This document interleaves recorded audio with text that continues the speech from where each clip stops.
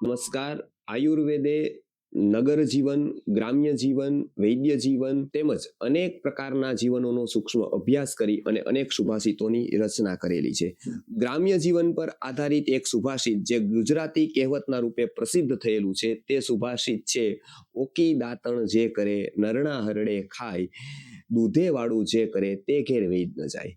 આયુર્વેદ આમાં સંક્ષિપ્તમાં સૂત્રમાં સમજાવે છે કે તે ઘેર વૈદ ન જાય. તે ઘેર વૈદ ન જાય એટલે કે એને વૈદની જરૂર જ ન પડે. પહેલા તો જ્યારે જરૂર પડતી ત્યારે જ વૈદને બોલાવવામાં આવતા હતા. એટલે કે વૈદને બોલાવવા એટલે કે રોગ હોય તો વૈદ આવે, એવી એક ગ્રામ્ય જીવનમાં આરૂઢ થયેલી કહેવત હતી. જેમ કે આ વાત આયુર્વેદ સંમત નથી કદાચ, પરંતુ આ એક લોકવાયકા મુજબ તે ઘેર વૈદ ન જાય, તે ઘેર રોગ ન જાય, એવી રીતે કહેલું છે કે તે રોગથી બચી જાય.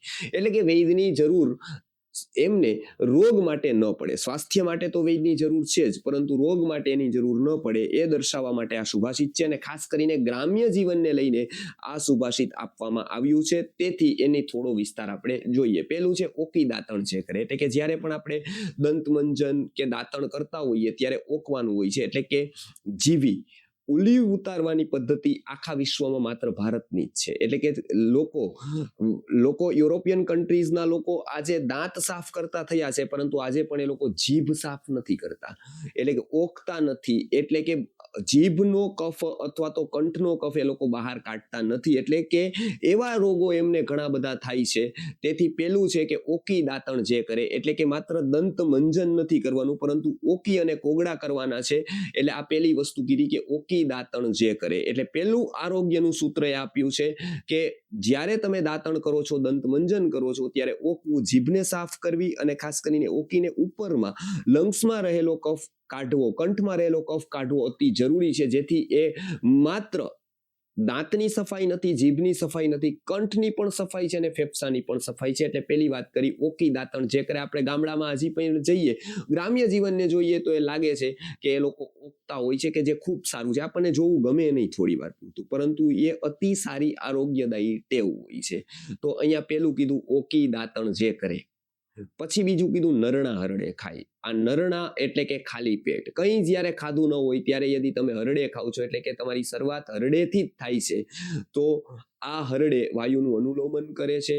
અનેક પ્રકારના લાભ આ હરડેના સેવનથી થાય છે. એ પણ નરણા ખાવામાં આવે, એટલે કે ખાલી પેટ ખાવામાં આવે, તો વાયુનું અનુલોમન થઈ અને વાયુના 80 પ્રકારના રોગોથી સંરક્ષણ મળે છે. વાયુની ગતિ બરોબર રહે છે, એટલે કે વાયુથી થવાવાળા રોગો થતા નથી. એટલે બીજું જે કીધું છે રહસ્ય, અથવા તો બીજું જે સત્ય સમજાવ્યું છે, એ છે નરણા હરડેનું સેવન કરવું, એટલે કે ખાલી પેટ હરડેનું સેવન કરવું.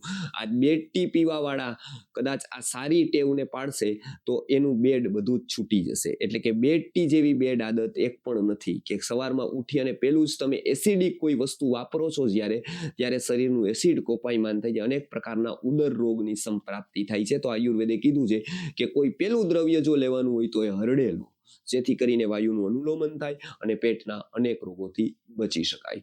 પછી મહત્વની વાત કરે છે એ કે દૂધે વાળું જે કરે. કેટલાક લોકો આનો અર્થ એવો કરે છે કે વાળું કર્યા પછી દૂધ પીવાની અહીંયા વાત કરે છે, પરંતુ ગ્રામ્ય જીવનને લગતી આ કહેવત હોવાથી દૂધે વાળું એટલે કે વાળુમાં માત્ર દૂધ લેવાની વાત કરે છે, કે દૂધે વાળું જે કરે, એટલે કે વાળુમાં માત્ર દૂધ જ લે. ગ્રામ્ય જીવનમાં પહેલા પ્રહરનો આહાર જે હોય છે એ અતિશય ગુરુ હોય છે, કે સ્ટ્રોંગ હોય છે. એટલે કે ખેડૂત છે એને શ્રમપૂર્ણ જીવન જીવવાનું છે, એટલે સવારે શ્રમ કરવાનું છે. સવારે શ્રમ કરવાનું હોવાથી સવારે જે ભોજન કરે છે પેલું ભોજન, બીજું ભોજન એ બપોર પછી કરે છે. આ બીજું ભોજન છે, અને આયુર્વેદની દ્રષ્ટિથી બે જ ભોજન કરવાના છે, કેમ કે અગ્નિહોત્ર સમોવિધિ એવું કહેલું છે.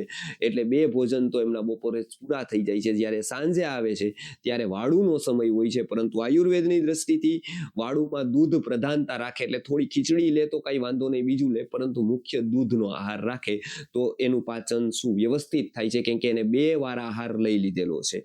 એટલે અહીંયા કહે છે કે દૂધે વાળું જે કરે, એટલે કે વાળું દૂધ પ્રધાન હોય, બાકી દ્રવ્યો હોય થોડા, પરંતુ દૂધ પ્રધાન વાળું એમના જીવન શૈલી અનુસાર હોય તો એ ખૂબ ઉત્તમ છે. એટલે અહીંયા જે સુભાષિતકાર કહે છે કે દૂધે વાળું જે કરે, એટલે કે લઘુદ્રવ્ય ખીચડી જેવું લઈ અને એ દૂધ લેશે તો એ ઉત્તમ છે. એટલે અહીંયા 2-3 વાત સમજવાની, કે પેલું તો એમને એવું કહેલું કે ભાઈ ઓકી દાંતણ કરે એટલે કે કફ કાઢી નાખે. બીજું, વાયુ માટે એ વાયુના અનુલોમન માટે હરડેનું સેવન કરે નરણા કોઠે, અને ત્રીજું પિત્ત ન થાય એના માટે રાત્રે ગુરુ ભોજન ન કરે, એસિડિટી ન થાય એના માટે આવું કંઈ ન કરે, પરંતુ દૂધનું સેવન કરે રાત્રે, એટલે કે પિત્તનું શમન થાય.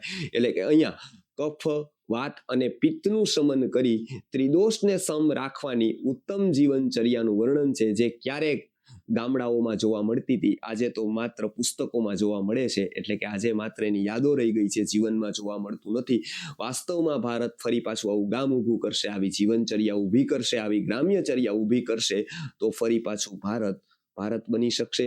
ફરી પાછું એ જ્ઞાનનો સંદેશો વિશ્વને આપી શકશે. એ જ આયુર્વેદ જણાવે છે. આવા સુભાષિતોમાં આપણે આવા જ આયુર્વેદના પ્રકાશ દેનારા સુભાષિતોની વાત કરતા રહેશું. નમસ્કાર.